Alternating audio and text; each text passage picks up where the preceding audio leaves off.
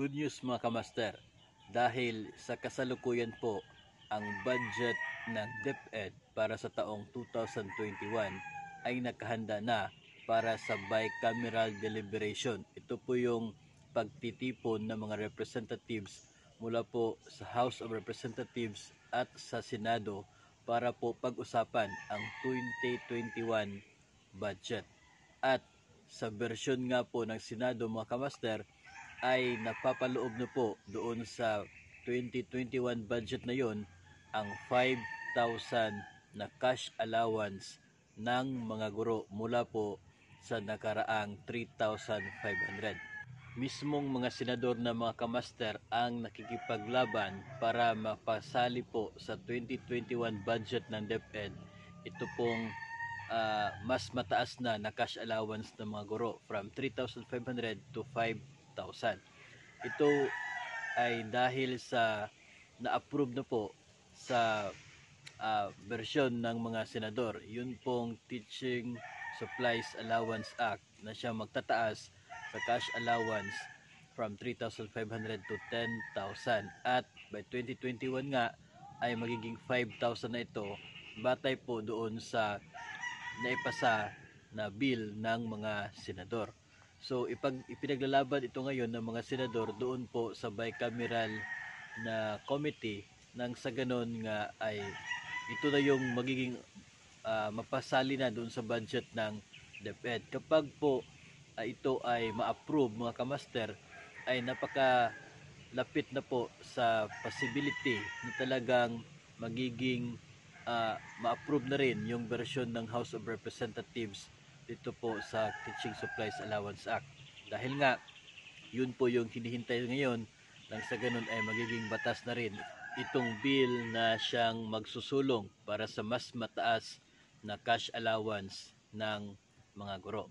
So, kabilang po sa mga budget na siyang hinihimok mga kamaster na mapasali sa 2021 budget ng DepEd ay yung pagbabalik po sa World Teachers Day Incentive Benefits na 1,000 pesos para sa bawat guro at yun pong financial assistance for medical examination na siyang 500 pesos para sa bawat guro. Kasi sa kasalukuyan mga kamaster ay sa version po ng House of Representatives, hindi po ito napasali doon sa 2021 budget ng DepEd. So ipinaglalaban pa rin ngayon na sana ay maibalik ito nang sa ganun ay meron pa rin matatanggap ang mga guro pagdating po ng 2021.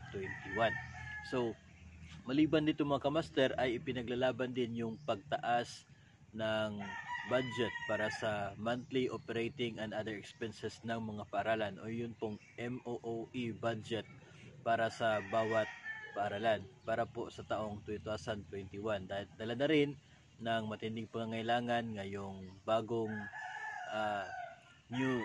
normal mga kamaster sa larangan po ng edukasyon. So, maliban dyan mga kamaster ay narito pa yung ibang mga mahahalagang bahagi na siyang kailangan po ng budget ng DepEd para po sa taong 2021.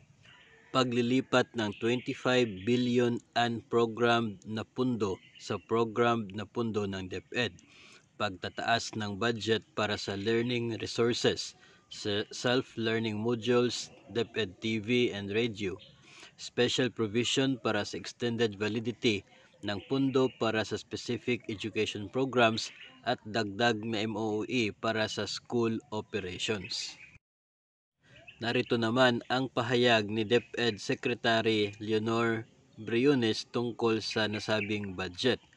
DepEd ensures that these funds are for the benefit of our teachers, learners, and personnel as we continue to adapt to the changing times in education.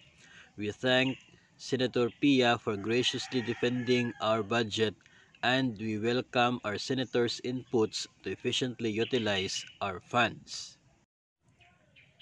So, hihintayin na lamang natin mga kamaster ang magiging resulta ng nasabing bicameral committee na siya mag-uusap po tungkol sa 2021 national budget at kung ma-approve ba itong proposal ng Senado na budget ng DepEd para sa mga nasabing very important na mga provision mga kamaster. Lalo-lalo na itong pagtataas ng cash allowance ng mga guro from 3,500 ngayon na magiging 5,000 na by 2021.